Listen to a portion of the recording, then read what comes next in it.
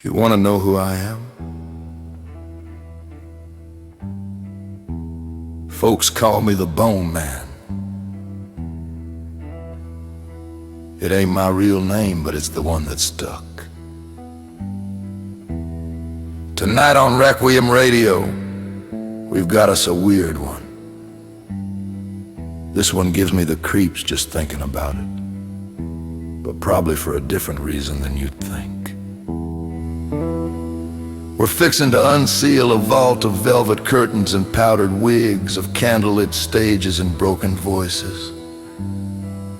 This is a tale of beauty and mutilation, of fame embalmed, of a voice so perfect it refused to die, of a story that never rests and definitely not in peace. This one is called The Last Aria of the Castrato.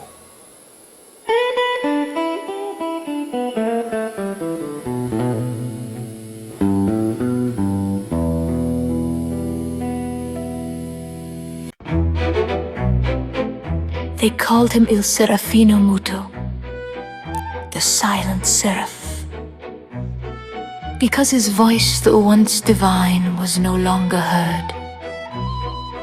Alessandro Morischi was the last living castrato singer of 19th century Italy.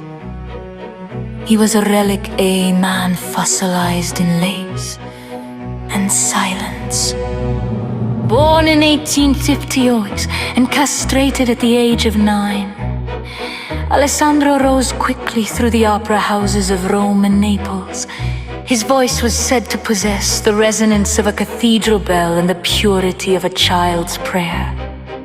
Nobles wept, women fainted, men dared not look him in the eye. But as taste changed and castrati faded from favor, Alessandro's career plummeted. By 1902, he was penniless, forgotten. His voice, still flawless, was considered grotesque. He died in obscurity 20 years later, alone in a crumbling theater in Venice, where he had once received standing ovations for 3 encores without a breath. They say he was buried beneath the very stage where his career began and ended. But that was not the end.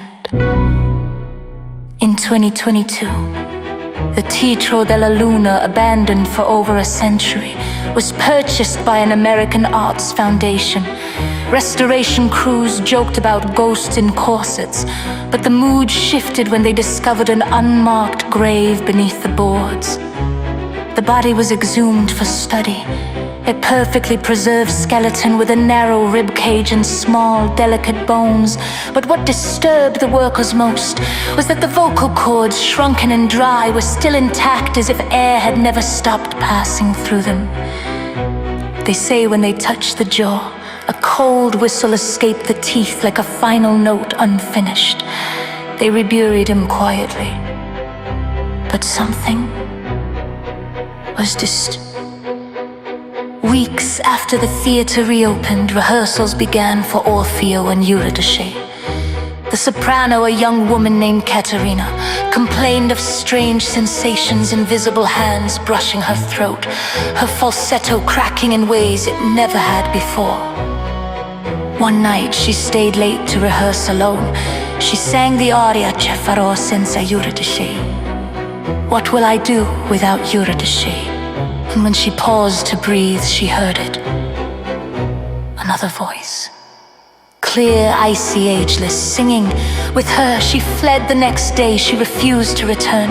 She claimed a figure in antique robes appeared in the wings, face powdered white, lips sewn shut with gold thread. But the sound still came from him. The directors, of course, dismissed it. They hired another soprano, then another. Each one left after hearing the ghost duet. Each one described the same thing.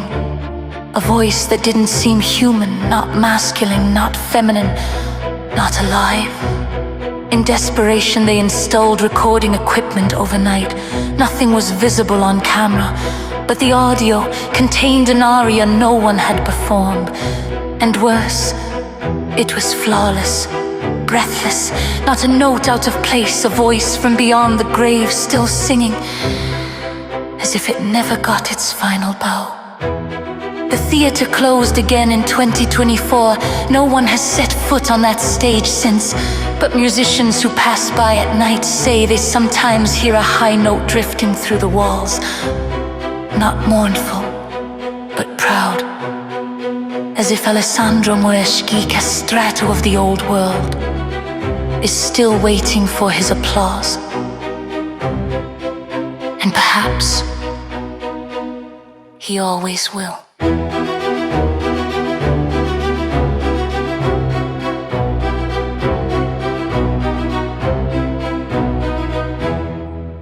You've been listening to Requiem Radio, where music bleeds into the supernatural. And that was the last Aria of the Castrato. That one. Well, that one gets to me. Snip, snip. No, sir. Sometimes I just don't understand the Italians. Anyway, thank you for listening to Requiem Radio.